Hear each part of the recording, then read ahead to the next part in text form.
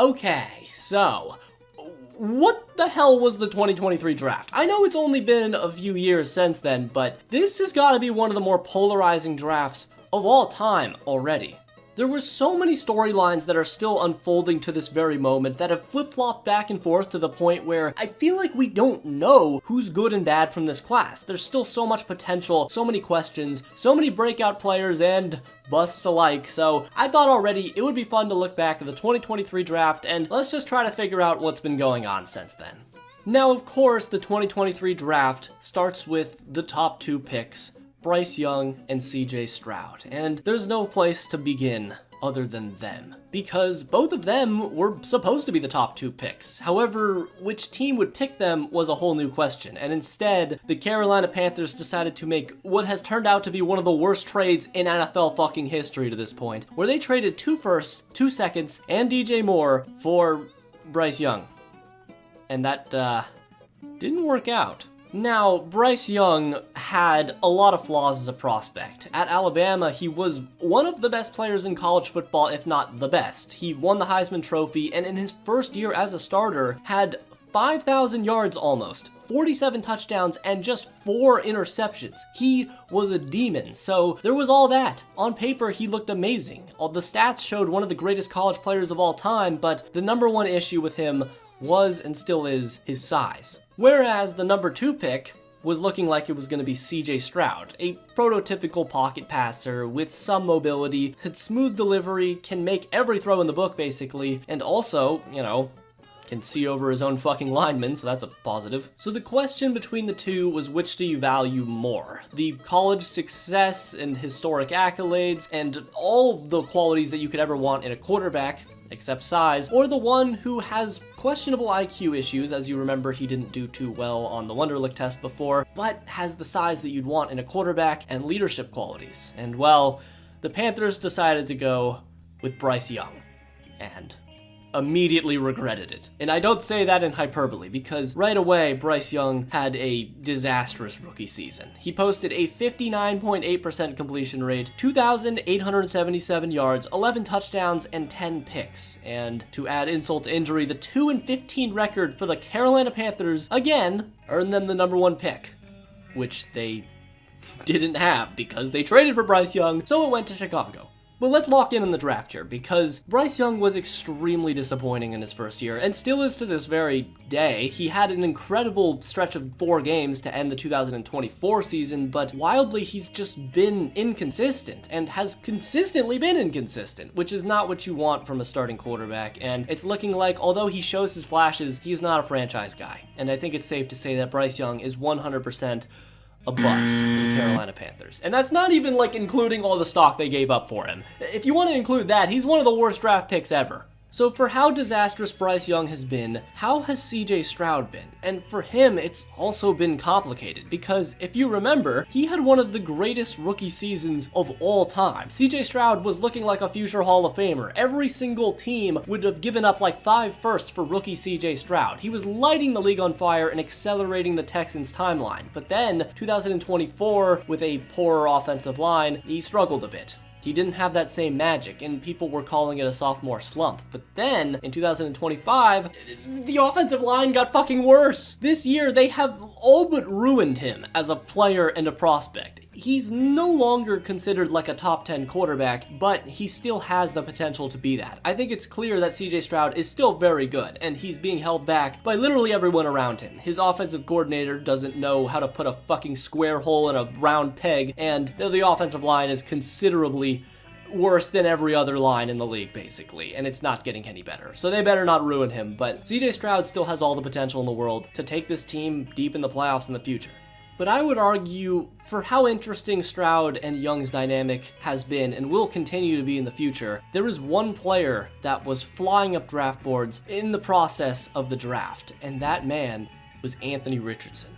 And Anthony Richardson was just the wild card of all wild cards. We have never seen a player like him. At 6'4", 250 50 pounds. I mean, he was just built like a linebacker, except he played quarterback and had a cannon for an arm and could outrun literally everyone with a 4.43 40-yard dash time. Again, as a 6'4", 250 quarterback. And the Colts could not resist the ability to draft Anthony Richardson, and of course they did.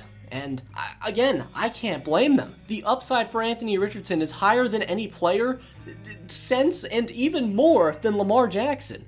And in his rookie season, he showed all those flashes in the world to be amazing. He threw one of the best touchdown passes I've ever seen, but apart from that, his second season had, in hindsight, a little bit too high of expectations. Many thought Anthony Richardson could make the jump to be an MVP, similar to how Lamar Jackson did it in 2019. However, it was clear that Anthony Richardson simply did not work on his fundamentals to the level you'd like to see. He still has horrible completion percentages across the board, and in his sophomore season, in 11 games, because he also suffered injuries, he posted a 47% completion rate, including throwing more interceptions than touchdowns. So not only was he unreliable as a passer, but his speed and size did not translate how you would like it to. He ended up basically being in the blue tent every single week and finished only 2 of his 4 games as a rookie healthy, and in 2024, that didn't get any better as well. He ended up getting benched for Joe Flacco and was just too raw as a prospect. Now, is it over for him? In Indianapolis, yeah, it's looking like it. Daniel Jones has been amazing for them, and you can only think, like, what if Anthony Richardson was good? What if he could throw a efficient and clean pass every single given down like Lamar Jackson does now? The Colts would probably be like the best team of all time, but it just didn't work out. So I don't fault the Colts for the pick, but I think it's safe to say, as of this point, at least for the Colts, Anthony Richardson has been a bust. But I would love to see him in some new scenery. Maybe bring him to Vegas. We'd take care of him. No, we wouldn't. God damn it, do I have to talk about Tyrie Wilson? Fuck me. Alright, well, the Raiders, we needed a fucking good player. That's really all we needed. We had every need in the goddamn book. Bijan Robinson was there, Jalen Carter, who I wanted more than anyone, Jahmyr Gibbs, Christian Gonzalez. We could have just taken one of those guys, but no. Instead, do you know who we took? After taking fucking Alex Leatherwood, Jonathan Abram in the past few years, we went with Tyrie motherfucking Wilson. And goodness gracious mother of pearl, this man was built like a Greek god. He had all the tools that you could possibly want, all the traits, everything looked positive on paper, but he was shit. Just like Anthony Richardson, he had all the pieces there, but he just couldn't put it together. And in 33 games, over the first 2 seasons of his career, he posted just 32 tackles and 8 sacks. And mind you, he was playing across from the best defensive end in the fucking league, who was getting double teamed and sometimes triple teamed on every play in Max Crosby, and he is just not improving. It's over for him. It simply is. So that's all I want to say about him, because I don't want to get more sad. And instead, let's talk about the 2 running backs taken in the first round of this draft, because I think that's very interesting as well. It's increasingly rare in the modern era for running backs to be drafted in the first round, let alone as high as Bijan Robinson and Jahmyr Gibbs were. Now, these 2 weren't viewed as generational in the way that a guy like Saquon Barkley and Ezekiel Elliott were, but they were close to surefire things. And the Atlanta Falcons thought that they were one elite running back away from taking over the league, and selected Bijan 8th overall. And as a rookie, they were proven right, as he had 1,463 yards from scrimmage and 8 touchdowns in an Arthur Smith offense that was, you know, an Arthur Smith offense, so they barely fucking used the guy. So people were mostly fans of the Robinson pick at the time, and still, he has proven that that pick was correct. He's been amazing for the Falcons, and has continued to be the focal point of their offense effectively, even though they've changed coordinators and head coaches since then. So, all credit to the Falcons for this pick. It's been great. Bijan Robinson is arguably the best running back in football right now, so go them. But for the Lions, people were not a fan of the Gibbs pick at the time, which is crazy in hindsight, but remember, back then, Gibbs was not looking like the starter even, because they had just signed David Montgomery in free agency, and people were like, why would you want 2 running backs? Why would you draft a backup 12th overall? But boy, did they have a vision, because Jahmyr Gibbs and David Montgomery have been spectacular.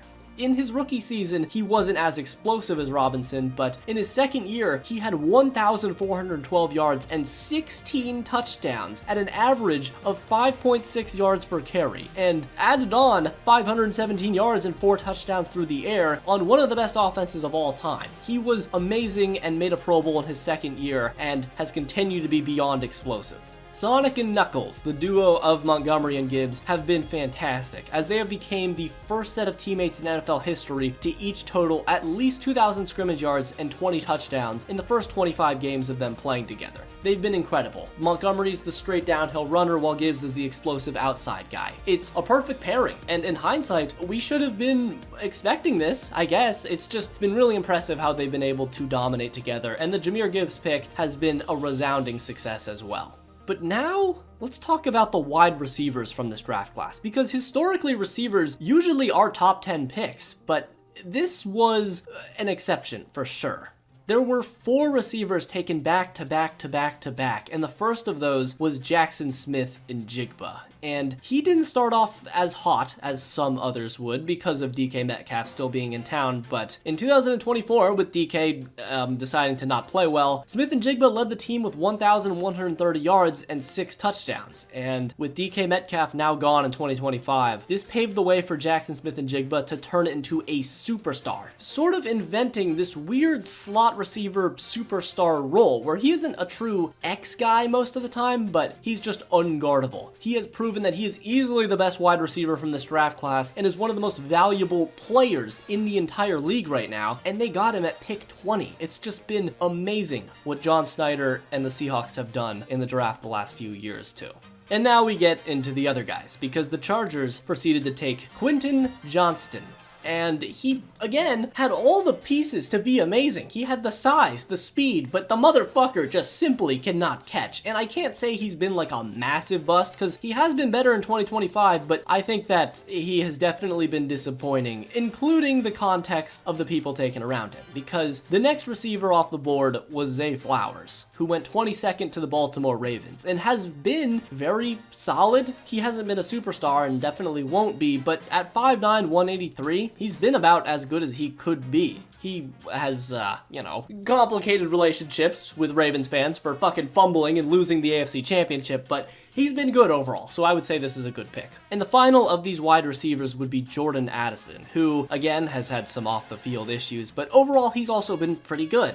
A solid second option behind Jefferson, but probably not better than Zay Flowers. Comfortably the third best receiver of this bunch, but there was another wide receiver taken in this draft. And he wasn't taken in the first round. He wasn't taken in the second, or the third, or the fourth, but in the 5th round, the Rams drafted Puka Nacua, a BYU wide receiver who ran an underwhelming 4.57 40, and his total of 1,749 yards and 14 touchdowns across 4 years in college doesn't really add up to anything. But the Rams saw something in this kid, and he quickly became arguably the best wide receiver in the NFL. And this was the most impressive draft pick of the last 5 years for my money. In his rookie season, this 5th round pick had one of the greatest seasons of all time. He came out of the gate just taking over the league, as he eventually set a rookie record with 105 receptions for 1,486 yards. He then followed that up with 990 yards in just 11 games in 2024, and is potentially on an even better pace this year. The dude is just unguardable, and with Matthew Stafford and Sean McVay, he is able to use his 6'2", 212-pound frame to just bully defenders at the catch point. Nobody has stronger hands than Puka, and you could make the argument he is the best receiver in the modern age right now. Better than Jamar Chase, better than Justin Jefferson, these historic prospects that were surefire superstars. This nobody 5th round pick is, for my money as well, the most unguardable player in the NFL, which is insane, and he has been a true superstar. But which team has benefited most from the 2023 draft? There's a lot of teams that you could point at, but we have to look at the Detroit Lions, who I already talked about a bit with Jahmyr Gibbs, but they took more players in this draft, believe it or not, as they used the extra pick that they got from a previous trade, which, for the Rams' sake, we will not discuss, although they did get a Super Bowl out of it, but they took tight end Sam Laporta, as well as linebacker Jack Campbell and safety Brian Branch, all within the first 2 rounds of the same draft. And all 4 of those dudes have been amazing players for the Lions. So the Lions deserve a ton of credit, but Houston does as well, as they were also able to select Will Anderson 1 pick after they took CJ Stroud. And other teams like the Seahawks with Jackson Smith-Njigba and also Devin Witherspoon deserve a ton of credit. So this draft was filled with talent. There was a ton of picks available to draft some superstars, and teams like the Miami Dolphins also did great, as they had 4 picks and no first rounders, because Stephen Ross decided to tamper with Tom Brady. Fuck yeah. So I think in a few years, we're going to look back at the 2023 draft with even better views than we do now. I think this draft is going to have multiple Hall of Famers, and although the quarterback class is still somewhat murky, especially with people like Anthony Richardson and Bryce Young, but the skill positions are looking downright dominant. There's great defenders, great running backs, receivers. Every position has a star, basically, and that makes the 2023 draft one of the most interesting for me of all time. So I hope you enjoyed this little look back already, and if you like this video, then subscribe, because I got a lot of videos on the channel just like this one. And if you did like this video, watch this video I did a few weeks back on Dan Marino's entire career with the Miami Dolphins. It's pretty good, trust me. And thanks to all my patrons for pledging tiers. It truly does mean a lot, but anyways, until next time.